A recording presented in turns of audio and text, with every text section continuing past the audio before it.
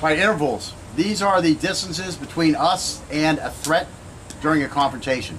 Contact distance. This is the interval in which we can touch our attacker if both of us reaches out or anything closer. So I've got my hand out, he's got his hand out.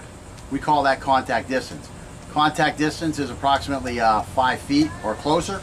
At this distance, any attacker would be able to make contact immediately or make contact simultaneously with one step toward the attackee. At this distance, our full attention must be on the threat, and if possible, we should be in a stance that will allow us to avoid or counter an attack. And just to show that, we'll show those in a second. At this distance, we need to know the answers to the following questions. What is the level of aggression? Is the threat most likely to attack with a right or left hand, or even a kick? Is he likely to deploy a weapon? What weapons are available to him and to us? Where are the escape routes? Is this threat alone or is he with somebody? If you have remained vigilant in your awareness, you will be able to have these answers for all these questions. You'll be able to have answers for all these questions. In general, our defensive mindset must also include a plan. For example, when the threat does X, I will do Y. If we intend to use a weapon, we should immediately gain a little more distance between us and get that weapon deployed, and issue a final warning if we think it will defuse the situation. Stop or I'll shoot. I have a knife, or that's enough. Now, you know, when this weapon, the whole weapon thing, in these type of situations where I'm going to issue a warning, I would much rather have the knife in my left hand when I issue a warning than a pistol in my right hand when I issue a warning, because once I've once I have negligent, well, I'm drawing a blank right now, but once I have exposed this weapon, I have a problem if I'm not going to shoot it, because this guy can say I have exhibition of a deadly weapon. Exhibition of a deadly weapon, that's a word for it, but there's another word that I'm looking for that it starts with a D, and I'm just brain dead right now because it's hot out here, we've been doing all this stuff. But I definitely can't just go around displaying my handgun when I don't like the way things are happening to get my way. Okay, I just can't display this thing negligently to get people to do what I want them to. Now I have become the threat. However, if I pull this out and I say, stay the F back, I'm not going to have near the problem I'm going to have if I pull this gun and say, stay the F back. And for some reason, the situation can be interpreted to where maybe I'm in the wrong. I'd much rather have the knife in my hand than the handgun in my hand. It is called, it's not negligent display. Of course, it's not negligent discharge. It's all over in my hand, the handgun manual. But anyways, you have to be careful about that, because there's laws against that, pulling out a handgun and using that in a threatening manner. Even if it's a self-defense situation and you don't need to discharge a weapon and you pull it out, you're flirting with the law not being in your favor at that point. Again, this is going to be viewed a lot less harmful. In other words, when the police get there and you say, this guy was threatening me or acting in a threatening manner, so I pulled out my knife to keep him away from me,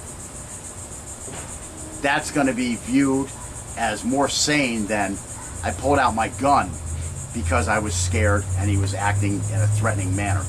It's just not going to be looked at in the same manner. You know, they talk about the knife being the bad guy weapon. Well, in that kind of situation, especially when you tell a cop, well, I had a gun, but I just pulled my knife, then he's going to look at you as a more intelligent person who's looking at his options in a more intelligent fashion. So anyways, brandishment of a handgun. That's where you can be put in jail quite quickly. So you have to be very careful with that. Negligent brandishment of a handgun is going to get you in jail very quickly, whereas they don't have the same laws for when you brandish one of these. It's not automatic, you're going to jail. Okay, so let's see. Legally, again, it's best to keep our weapons concealed until we are certain that it's necessary and that we will use a weapon immediately when it is necessary. It's also important to note that while unskilled fighters may have shorter contact distances, skilled fighters will definitely have longer contact distances. This is because a skilled attacker will be able to hit an opponent in one simultaneous striking and stepping motion from 7 feet or even further away. Skilled fighters have longer contact distances than unskilled fighters because of their training. Hopefully we'll be the one that is more skilled when we have a confrontation. So again, even though we're looking at this hand reach as far as being our imminent contact distance, where we need to be on our high alert, big guard type thing, if you're messing with a competitive taekwondo guy, 10 feet might not be far enough away to keep him from sliding up with a round kick off the side of your head. So again, who you are fighting and the guy you're looking at, you have to make some quick decisions in the heat of the moment. So let's talk about imminent contact distance. Imminent contact distance. This is any area beyond contact distance to 1 step outside of contact distance. Again, at this distance, our full attention should be on the threat, though a defensive posture is not necessarily required. If we intend to use a weapon in our defense, it should be made ready to draw and used immediately if we feel we'll suffer serious bodily injury or worse. And again, you have to be very knowledgeable on what the laws are where you're at. In Florida, I'm pretty good to go. Let's see, and again, that serious bodily injury is where I'm good to go. If I fear that this guy is capable of causing serious bodily injury and he shows the intent and capability, I can go to lethal force right at that point to defend myself. Let's see. In some cases, we will be able to use our movement to obviously stay out of contact distance from a serious threat, and a lethal response may not be justified. Again, it depends on where you're at. In Florida, I have no duty to retreat, so I can immediately use that lethal force without having to try to move away from this threat. Then we've got intermediate contact distance. This again is beyond contact distance. At this distance, we do not need to give our full attention to the threat, and if possible, we should retreat from the area. Think of it as you can almost touch, and you can probably retreat safely as far as those different distances. And what we'll do is we'll turn the camera over here and just give you a quick look at the... So again, stand over here. Just reach your hand out. So this is contact distance from here in. And again, if this guy's here and he's got a knife, bam, I have a problem. So I need to be on my full guard. Even if he doesn't have a knife, bam, I need to be on my full guard. Even if I don't take that step, bam, I can get to that without even taking that first step. So with one motion, I am able to strike him. Now, let's go back here just a little bit. Again, put that hand out. And once I'm here, one step outside of that, this is hugely different. I mean, now, I'm definitely going to have to take a step just to get within range. I have to take this step, and now I'm in range. This gives him a lot of time to react to what I'm going to do, especially if I just step back. Or, smarter, if you step to the side. Now I'm going to come this way, and he's got me flanked. So I have a problem. So this guy, he's an advanced student, I guess. But anyways, so again, here we are here. Contact distance, I'm going to be able to hit him quite easily. Here, I'm going to have to take a definite move forward before I can even get to strike him. So does he need to be in a full, stance like this here? Hey, what's up? He doesn't need to be there. He can be here. And now as I step forward, he can get into a full combat ready stance, okay? And again, I'm holding my hands like I'm empty-handed, even though I have the knife in my hand. Now, once I go one step out of here again, well, now there's a door over there. Maybe there's cars over there he can run behind. It's going to take a lot of effort on my part to get to him. And for him, he definitely has a chance to get to full speed before I'm at full speed where he is. So, if I start running at him, he can turn and start running away, and that's where I'm going to have a problem. So that's where retreat is much more viable, a much more viable option. Here, if he goes to retreat, go ahead and turn as I come, he's going to get cut. He's still within that range. At this range here, once I'm out here, now he kind of has a choice. I mean, he still has a problem. I'll come with a knife because he's not going to be ready to move immediately but he's going to be able to take a defensive posture before I get on top of him, or as he did earlier, make that evasion step to the side.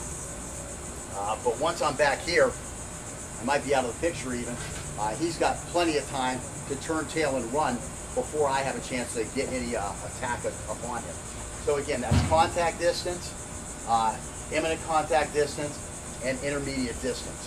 And this, of course, is important to knife fighting because of when you need to be ready for him to attack and when you need to have your knife deployed if this guy is brandishing a weapon himself. Okay? So that's pretty much it for interval. For example, when the threat does X, I will do Y. If we intend to use a weapon, we should immediately gain a little more distance between us and get that weapon deployed and issue a final warning if we think it will defuse the situation. Stop or I'll shoot. I have a knife. Well, that's enough. All right, intervals. These are the distances between us and a threat during a confrontation. Contact distance. This is the interval in which we can touch our attacker if both of us reaches out or anything closer. So I've got my hand out, he's got his hand out. We call that contact distance. And just to show that, we'll show those in a second. At this distance, we need to know the answers to the following questions. What is the level of aggression? Is the threat most likely to attack with a right or left hand, or even a kick? Is he likely to deploy a weapon? What weapons are available to him? Contact distance is approximately 5 feet or closer. At this distance, any attacker would be able to make contact immediately or make contact simultaneously with one step toward the attackee. At this distance, our full attention must be on the threat, and if possible, we should be in a stance that will allow us to avoid or counter an attack. And to us, where are the escape routes? Is this threat alone or is he with somebody? If you have remained vigilant in your awareness, you will be able to have these answers for all these questions. You'll be able to have answers for all these questions.